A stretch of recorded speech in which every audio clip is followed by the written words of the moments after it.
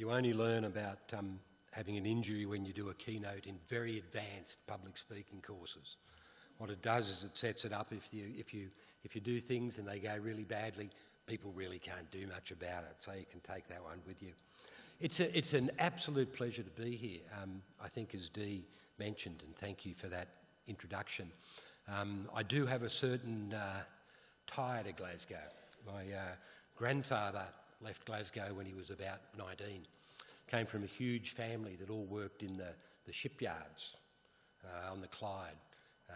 8 or 9 kids, I think it was. And after going into the Royal Navy, he packed up and he moved to the other side of the world. It wasn't the weather, he promises me. It wasn't because of that. He went to New Zealand for a little while, and then he moved to Australia, where he met his wife, who was from Yorkshire. And he married her, for which his father never forgave him in all the years that he was away. And when he went to Australia, he was a boilermaker by trade, but he went in and he trained as a teacher. And he spent much of his life teaching out in northwestern New South Wales, for people who know it, places like Narrabri, Coonamble, Coonabarabran. And he made a huge contribution when he went there. The one thing that I remember about him right from the beginning, and I'm guessing this is his Glaswegian roots, is that he was incredibly focused on making sure that education was for all kids, whether they be in the country, whether they be in Ultimo, whether they be in places within the cities where they were disadvantaged. And he brought that upbringing with him the whole way through his education career. And as he did that, he influenced me, of course, and any others that went on. One more educational tie. His brother, George Walker, was a principal in Blantyre, a part of Scotland, a school that I visited only once, and it was on a fete day. You know, a fete, a fair. And surprising as it might be, it got rained out. My grandfather, my uncle, being a sensible man, being a pragmatic man, he went and he bought all the pork pies that weren't sold while I was there. So I spent my entire visit to Glasgow as a child eating pork pies in Blantyre. And so that's sort of the memories that we go with it. Okay, I'll get on with it. It's always hard to follow a politician, whether it be on the stage or be in life. But what I'm going to try and do is get through what I've prepared a lot quicker than I planned. So I've had to try and cut down the time. So if there's any little slabs of incoherence there, you'll just have to bear with me, I'm afraid. Oh, that's just a picture of my grandfather. Fine-looking man, isn't he? Don't you think? See a resemblance? Yeah, if you don't, you can't see the board, I don't think. What do I want to try and do today? What I want to try and do is contribute to an understanding of how and why there's been such school success in China. And I'm going to try and do this through 3 different bits. Number 1, I'm going to discuss what I see as some of the mysteries around Chinese school education. But rather than doing it from an outside perspective, I'm going to try and take the perspective of a group of young scholars from within China. Then I'm going to try and analyse those mysteries to find out what the influential conditions of success might be, and then try to determine whether any of those seem more important than others. And then, if we have any time, I'm going to suggest that the conditions of learning in China are interdependent, and success realistically only flows from how those connections are woven together by school leaders. Now, everyone's got an opinion on education in China. This is driven by international agencies, it's driven by governments, it's driven by the media. Even a quick scan of these opinions, which you're probably familiar with, shows polarisation. Anywhere between what they're doing in China is incredible, we must copy it, we must put it in our schools, to the other end of the dimension that says it's a sham, we should have nothing to do with it. So on one side are copyists' arguments, such as those made in Australia after the Lotus PISA rankings. It might surprise people to know that Australia didn't score as well as China in PISA. They said the average 15-year-old from Shanghai is nearly 2 years ahead in science and 1.5 years ahead in maths than a typical Australian teen. 4 out of 10 Australian students flunked the national baseline level for mathematical literacy, compared to just 1 in 10 in Shanghai. The Australian Council for Educational Research called on the governments to act now to stop the slide and have a look at what they're doing in China. Now, on the other side of the coin, the cynics argue just as vehemently against any form of mimicking.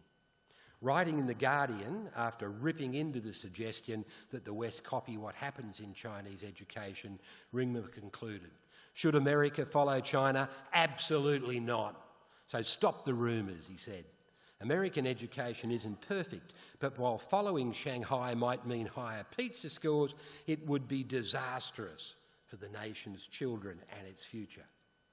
Or as journalist Simon Jenkins shouted, "The only people who believe the PISA league tables are the BBC and the Department of Education. They're just rubbish." He's talking about the scores, not the government and the Department of Education. "You can do anything with 15-year-olds if you treat them like baby communists. This isn't education, it's about scoring." Now, interestingly, the polarisation in the West is just as evident, if not more so, within China itself. We always think that we talk about China, but within there's even more concern. Tucker summarised a cynical view from within China in 2014 in an NCE paper. He said, "Many people in China are upset about the success of Shanghai on the PISA tables." Upset.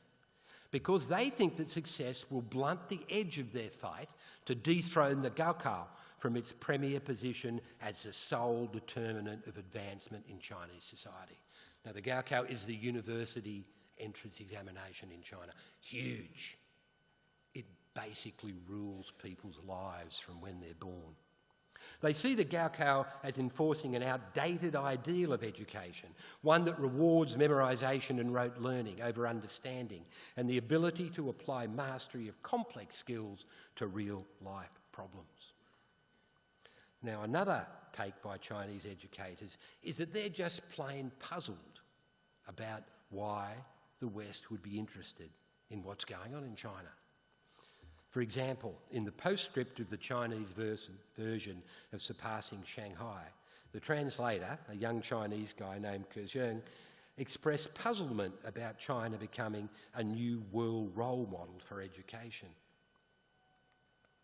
He said, "How have we become the idol of our idols? We are used to thinking that we need to learn advanced educational theories and practices from Western societies. What's happened to this world?" And he meant it. Our idols, the Western societies, start to talk about what they can learn from us. Puzzling. From yet another angle, Shanghai's success has prompted Chinese educators to re-examine themselves what they're doing. And to some extent, this has made them think that maybe, just maybe, that their education system, which they spent most of their life criticising heavily over the years, might not be so bad after all. Now, to my way of thinking, either the copyists or the cynics provide not particularly useful perspectives on what happens in China.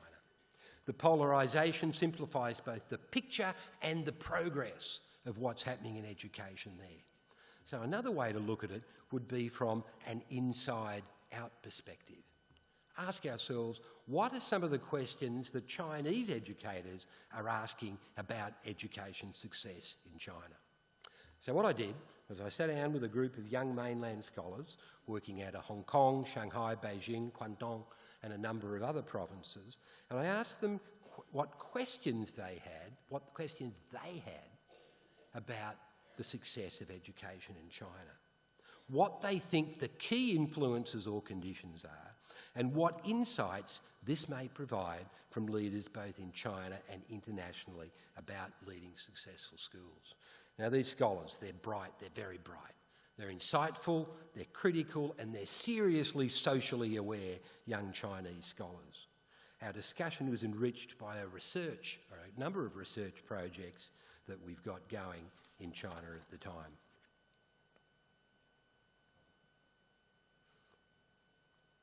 When I spoke to them, they pointed out to me that they would prefer to see, rather than just ask questions to what we're doing, they see what's happening in China as a mystery. They find it mysterious, some of the things that are happening, some of the things that they're doing. So what we did is we came out with the 4 main mysteries of what they wonder about education in China. First of all, mystery 1. How can such a centralised and elitist education system produce relatively equitable student outcomes? Mystery 2. How can such a sternly stratified school system facilitate sharing across schools? Mystery 3. How can politically sanctioned, externally appointed leaders gain leadership legitimacy and win the professional trust and respect of teachers?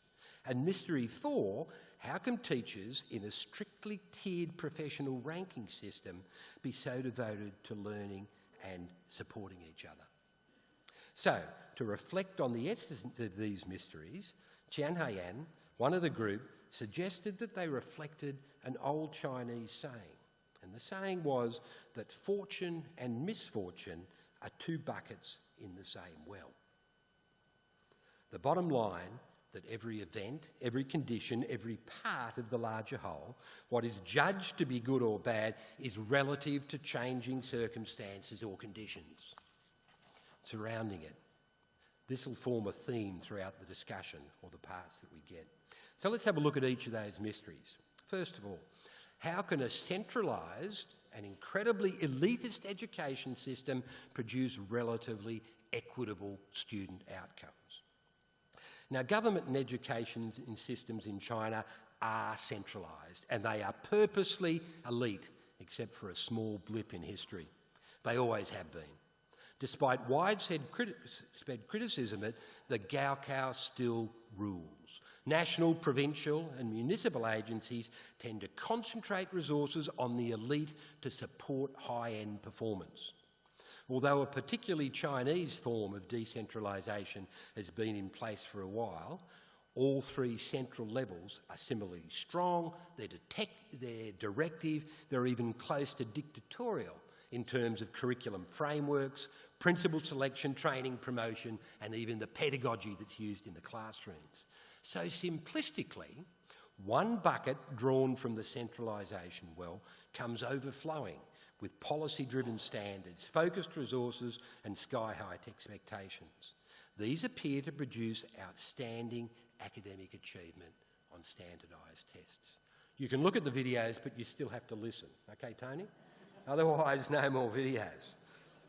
Now, however, at the same time as being openly elitist, China has made remarkable progress in terms of equity. And I roughly quote, the PISA 2009 result showed that 76% of disadvantaged students in the Shanghai sample were considered resilient.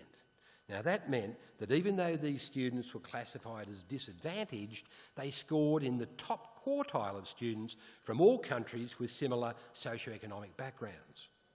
In 2012, PISA data showed that only 6.4% of the entire population of all OECD countries overcame the disadvantage of their socioeconomic status, according to achieving on high test scores.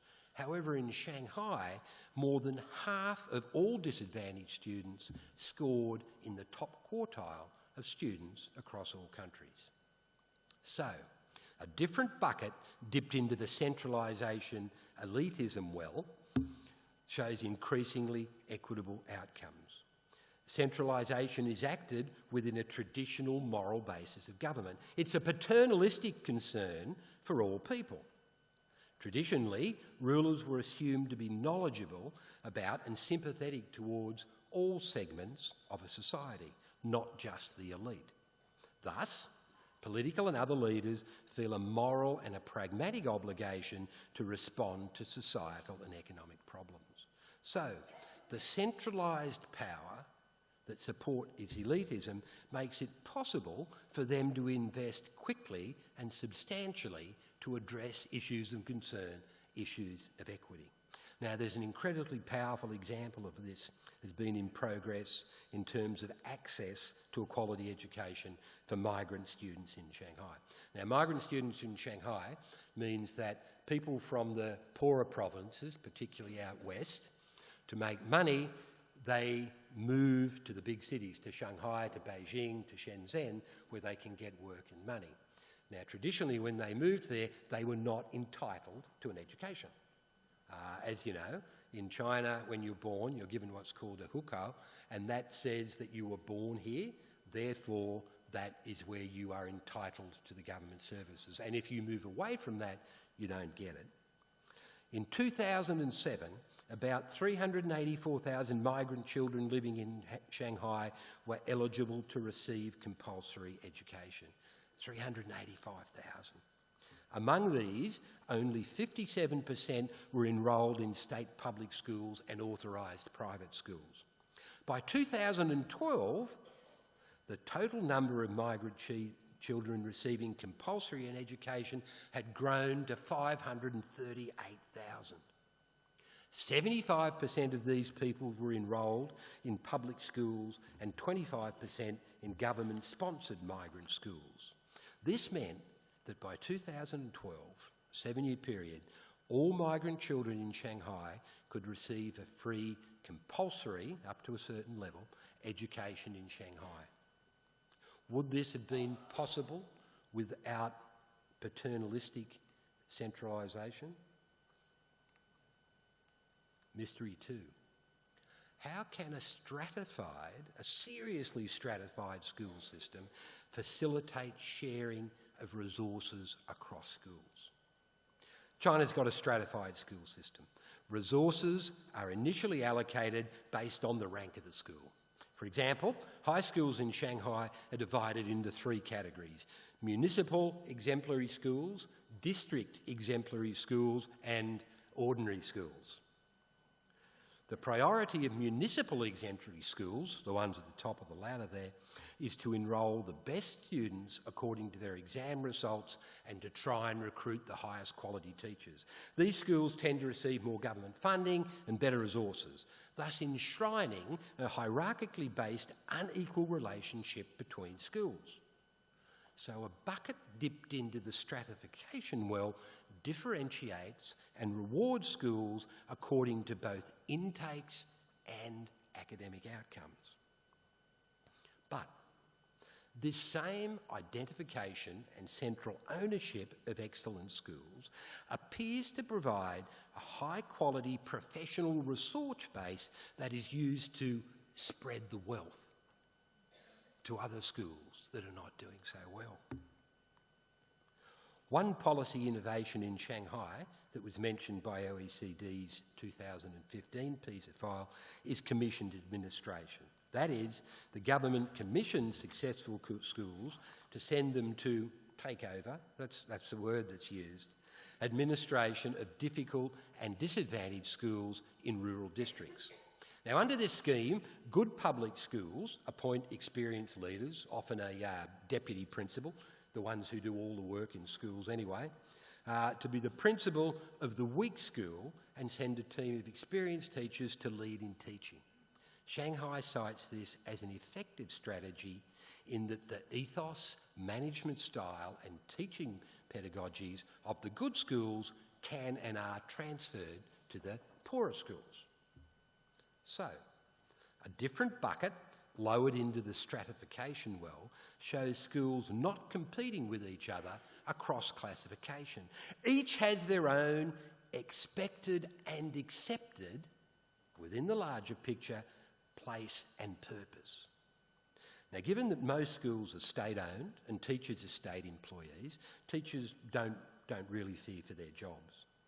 Schools have different statuses and different levels of popularity amongst parents, and both are accepted. They also understand that it's impossible for them to compete with the higher status schools.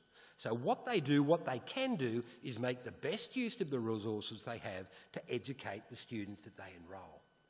So given that there is a little substantial competition among schools outside the levels, the ordinary, whatever it happens to be, perhaps schools can more easily afford to see each other as partners rather than competitors.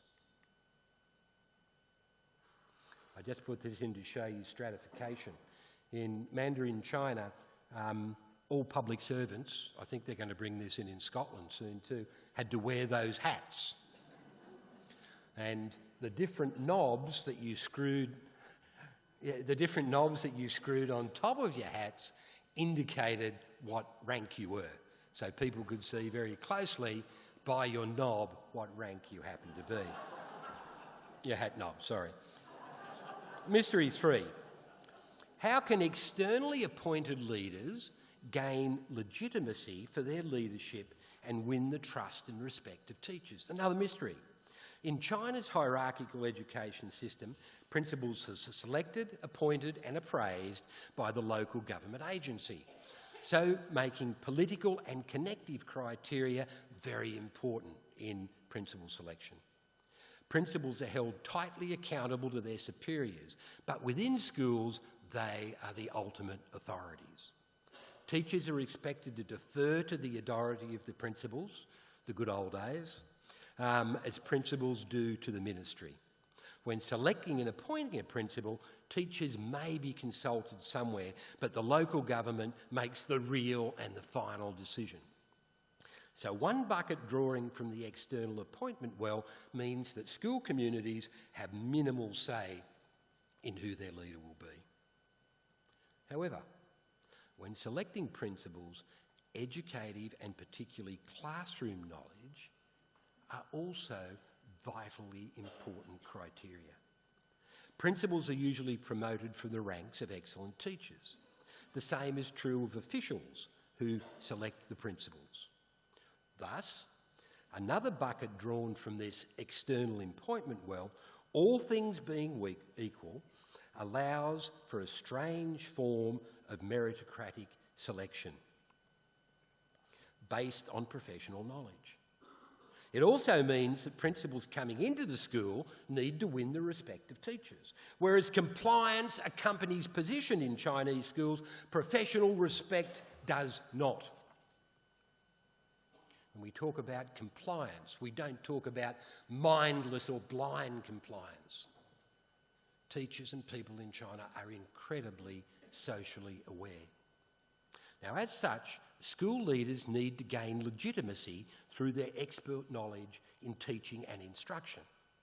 Principals in China attach huge importance to their own political expertise in pedagogy and/or subject knowledge.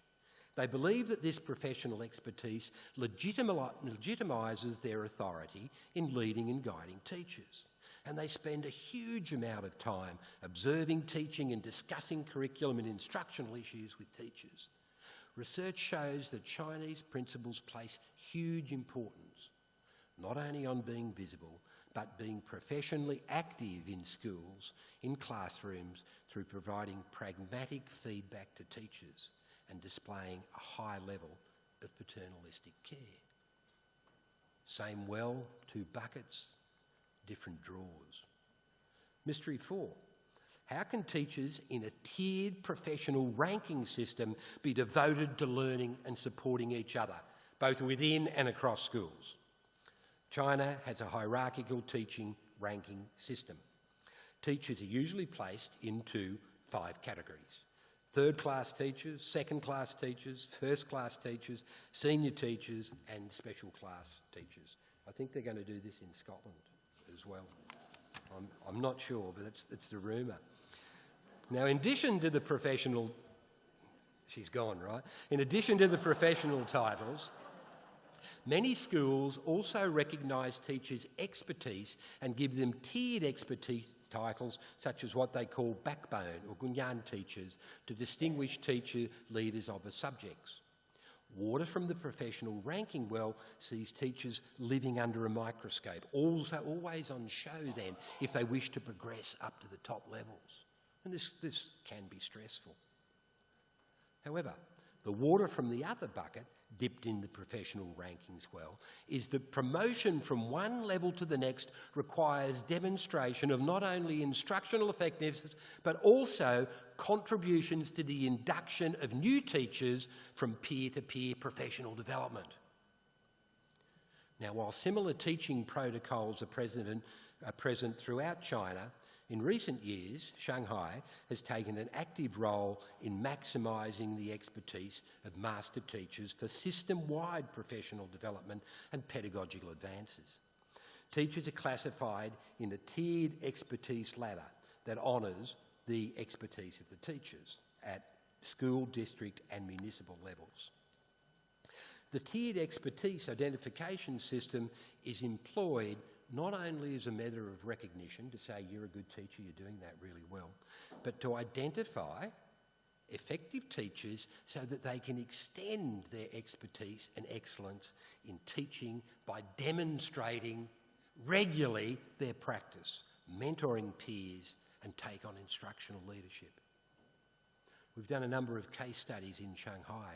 In one that we conducted in the school mathematics panel head said that when the school started on a new campus, she volunteered to work there and literally observed every single lesson of each of the 4 new mathematics teachers in the campus. And the teachers also observed her lessons. So, what do the mysteries tell us? We've dipped into different buckets in the same wells and brought up quite different loads. We saw that looking into one bucket only painted an incomplete picture of what's going on. An analysis of the mysteries, though, shows at least 4 strong lines of influence or learning conditions. Can one of these best explain China's success? So 4 questions. Is it the traditional Chinese values which inhabit every crevice of society and schools and her attendance system? Is it that? Is it the social and educational policies and raft of ongoing reforms flowing from the centre into the schools? Is that the key learning condition? Is it the leadership in Chinese schools? Is there something special about what leaders think and do in China? Is it simply the way Chinese schools organise and approach learning, the pedagogies and the teaching approaches? So, look at the values. Much has been made about the power of traditional values underpinning Chinese society in her schools. As Clive Dimmick will tell you, hierarchy, harmony, respect, expectations, obedience, conformity, etc. The power of these was apparent through the discussions of the mysteries. There's no doubting their influence as learning conditions. However, is attributing everything or even too much to culture risky? Probably, because as some have postulated, at different times the same values seem to produce different effects. There's a great sinologist that writes in business and psychology, a guy called Lucian Pye, even a great name, and he shows and talks about values and the influence of Asian values on economic development.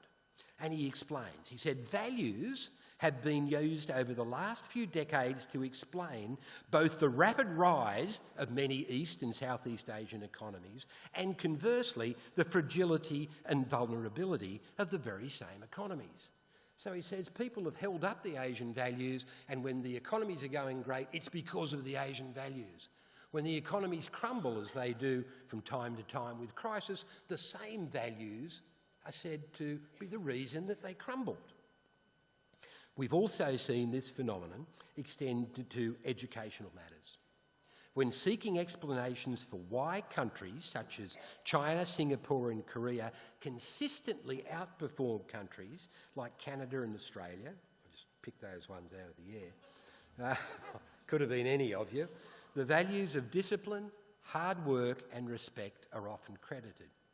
Conversely, when trying to account for the lack of creativity and pragmatic knowledge, the same Asian contextual values are blamed. Pye says, The values of the Asian cultures have remained the same, but the contexts have changed, and hence what had been positive outcomes became negative outcomes. And I think he gives a great explanation. Sorry, Tony wasn't watching there. His parting words give us caution about attributing too much to culture. He says, "We know that cultural variables are important, but how important at any particular time is hard to judge." He says we're dealing with clouds, not clocks, with general approximations, not precise cause and effect relationships. So, are the deeply ingrained Chinese values the secret to educational success in China? Clive?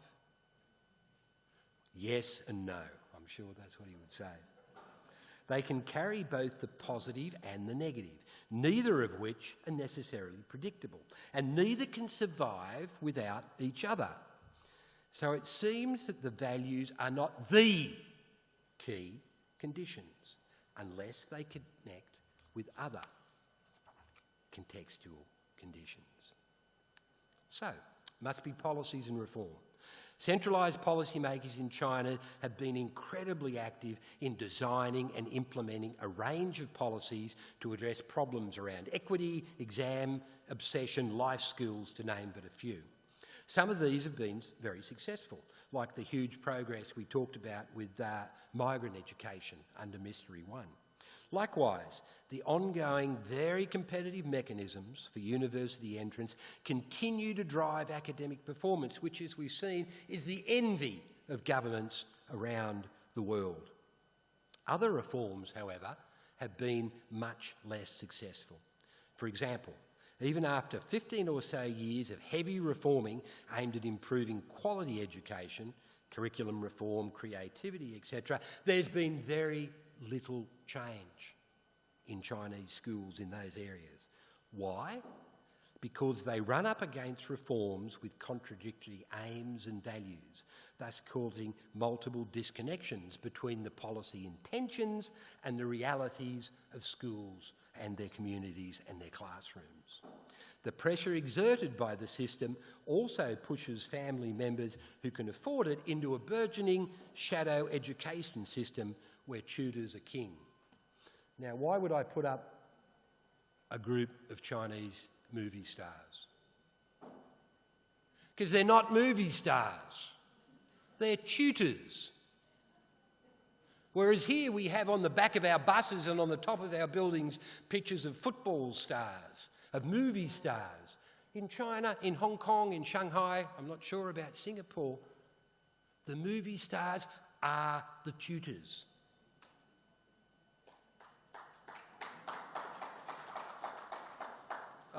We actually don't clap that where I come from. That's one of the issues with it. But it just goes again and it shows you what is happening there. So the raft of centralised reform policies, are they the secret of China's educational success? Well, yes and no. Both carry the positive and the negative, both of which may well be dependent on each other. So it seems that the reforms and established policies are not I wish they were, are not the key conditions. At least they're not alone. Leadership.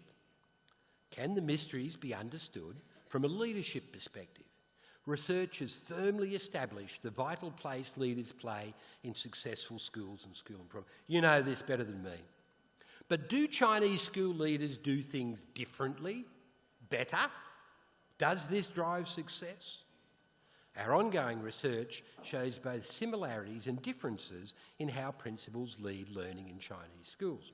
What I got up there now is a glimpse of some of our initial work into instructional leadership coming out in China.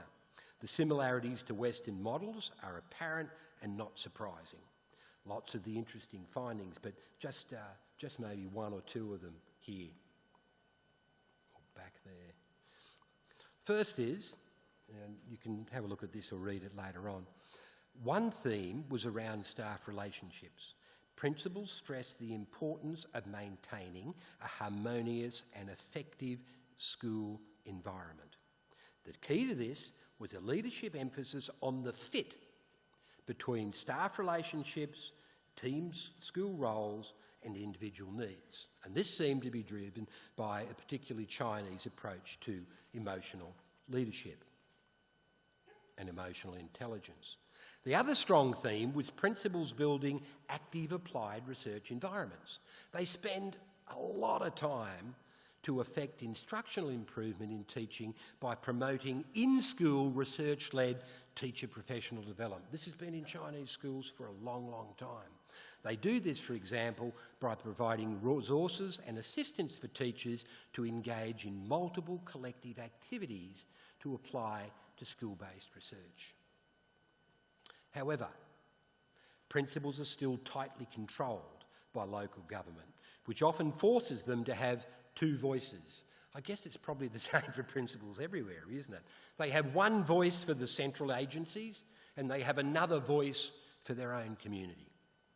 So, is it what leaders in Chinese schools do that makes a difference in the educational success? Is it? Well, yes and no. Yes and no. Sure, they do some things differently, but again, payback in one area is accompanied by payout in another.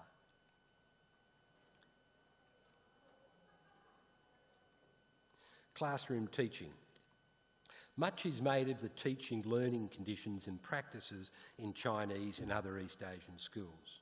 Now, according to Chris Chapman and his colleagues, who I think did an excellent review of the state of school effectiveness in East Asia, what they were doing fooling around on my patch, I'm not sure.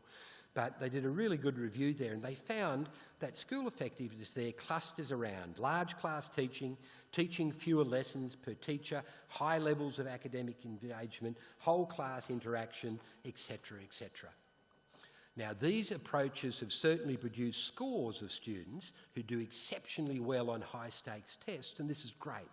But they're also heavily criticised again in China for contributing to students' lack of creativity, adaptability and initiative. So, are these the conditions? Are these the key to success? Well, yes and no. You predicted it. What they add on one hand may take away with another. So it seems that even these innovative teaching structures, and they're fascinating, are not the key conditions, at least not on their own. So we looked at the mysteries, we've tried to pick them apart and look at the learning conditions. Not much help. What we've done is just picked apart and see how they go. So at this stage, a few conclusions. 1, paradox abounds. Social and organisational life in China is underpinned by dedication to hierarchy, authority and elitism, but at the same time promotes resource sharing, care, support and collaboration. 2 implications. The first is that some conditions for success may not be seen as universally good, but on the basis of these conditions, some good things may happen. The second implication is that any educational phenomenon, policy or practice may have 2 sides. One side description may be biased. You may need to put the 2 sides together to get a more insightful view. Number 2, culture counts.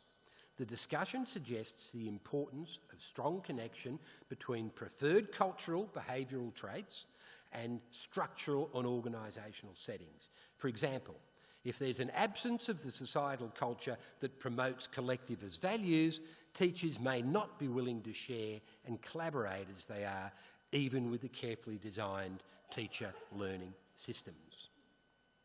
And interconnection rules. The fact that these conditions have a strong connection with values, beliefs and institutional structures may decrease, if not deny, the likelihood that they can be copied in other societies. For example, in other societies, it may be difficult for a high-quality school to share its quality teaching and administrative resources with others in a highly marketised system. So, what I'm going to suggest now, is that my time? Is it? Okay. Do I have to take questions? No, I'm joking. I've got nothing. I have no answers anyway. I think the success of Chinese schools is really how confluences of often paradoxical conditions come together and then resonate through school life, either predictably or unpredictably. Now, this resonance comes to bear in schools and falls in China, as in Scotland or anywhere, I reckon, at the feet of school leaders. So I'll finish up with an idea around leadership, resonance and connection as a possible condition for school success. To me, trying to understand the whole may provide better pathways to deepen understanding than trying to look at the bits. Now, leaders make successful schools through their capacity to weave the connections that bind schools towards success. In other words, why and how they get success to resonate throughout the school. So if you're still with me, it's a young morning, keep in mind the mysteries, skip it, and the learning conditions that we talked about earlier.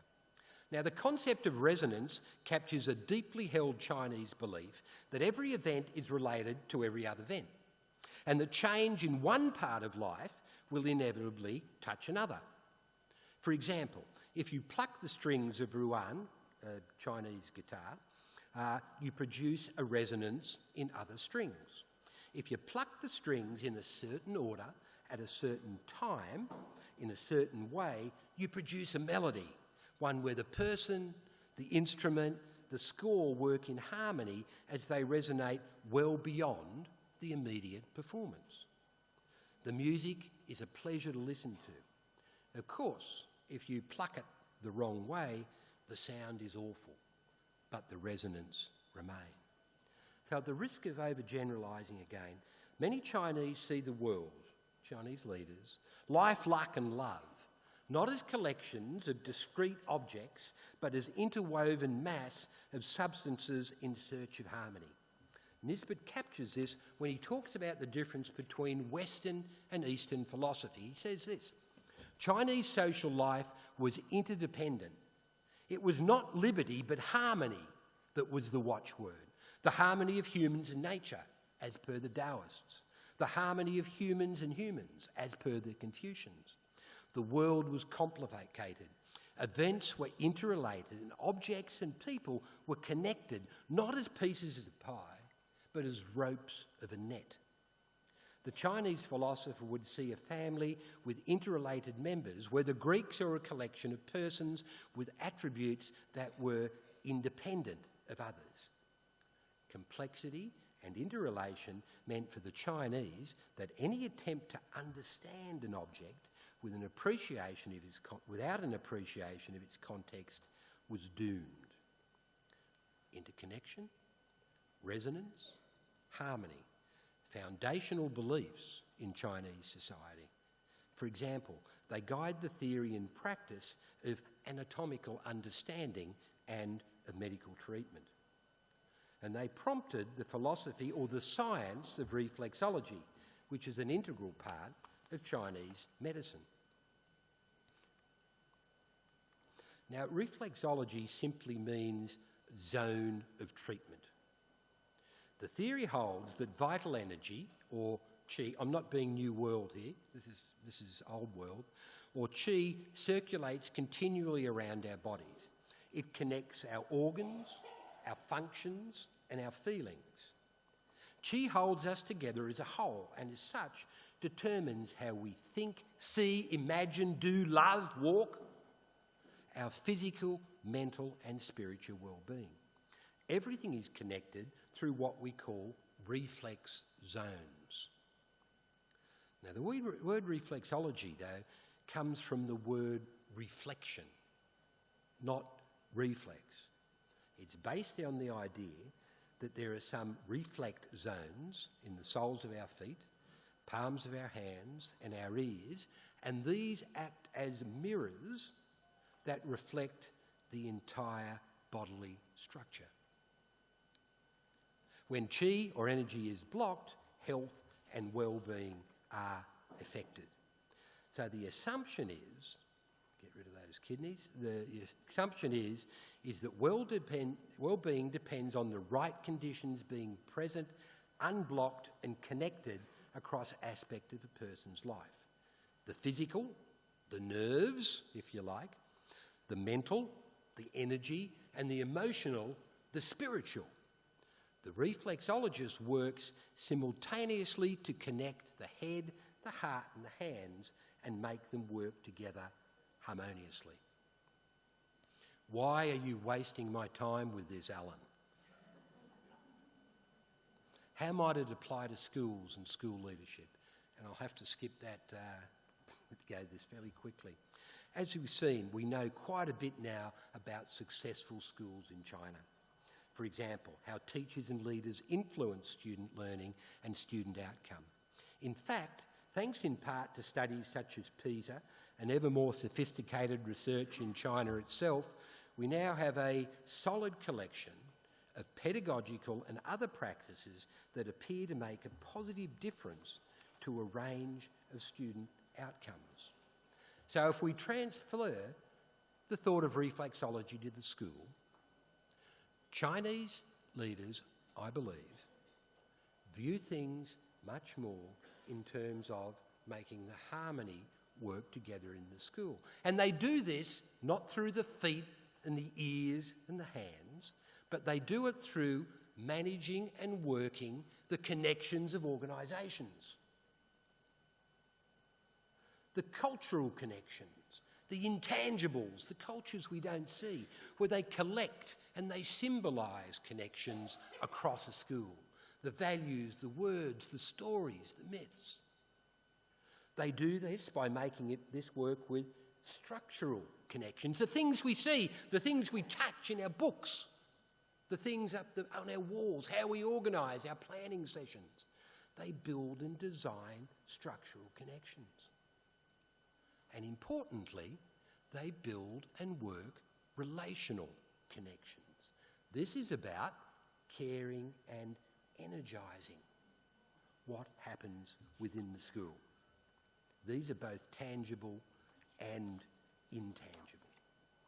So if I'd had time, we would have gone through and we would have looked at reflexology and teased out with more examples from our mysteries how this links to leadership and where I think it goes. So to finish off in my 2 minutes and 42 seconds, a quick story which I think captures the heart of the discussion today. The different things have different effects depending on what's around them. It's an old Chinese story. An old farmer owns a horse and the horse runs away. His neighbours know that he depends on the horse for his livelihood, so went to his house to offer commiserations. But his response did not express any concern. He wasn't worried and refused any sympathy. Who knows what's good or bad? We're getting back into the political domain, aren't we? A few days later, the horse came back and brought with it a fine wild horse. When his friends heard about this, they visited him again, this time to congratulate him. He refused their congratulations. He just shook his head and said, "Who knows what's good or bad?"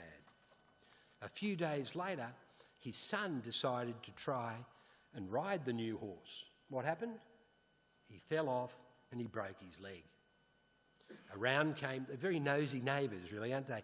Around came the neighbours again to offer their sympathy. The old farmer's answer was, "Who knows what's good or bad?" Yet a few days later, this is the final iteration, the Emperor's soldiers came to the village because war had broken out and were collecting all able-bodied men to fight. They couldn't take the son because his leg was broken. His friends came around again to congratulate him. His answer? Oh, you're very responsive, aren't you? It's not yes or no this time. It's who knows what's good or bad. So, really quickly, What picture are we left with around why and how of school success in China? One, the picture remains mysterious, as much within as outside China. It seems that some of the things which are most criticised are also the most powerful for broad-based success. For example, the power of the centre and its ability to drive and demand equity. Two, neither of the four general conditions for success, values, reform, leadership or teaching approaches, taken alone can explain or even dominate pathways to success. But neither can success happen without them. Without societal value, such as obedience, the teaching approaches just wouldn't work. So I think the answer may well be found in why and how the conditions are woven together on the ground by school leaders. So our explanations may best be focused, our research, on how leaders in and across schools work the cultural, structural and relational pathways in their staff rooms, in their classrooms, in their communities to create that resonance of success. But even as they do this, they understand that the buckets they draw from for answers, even from when the same well may bring something different, something unexpected. So when taken all together, my opinion only, all this may imply that maybe, just maybe, the search for success in any school or system lies not in a faraway land, but within our own day-to-day work, wherever that may be. Thank you very much.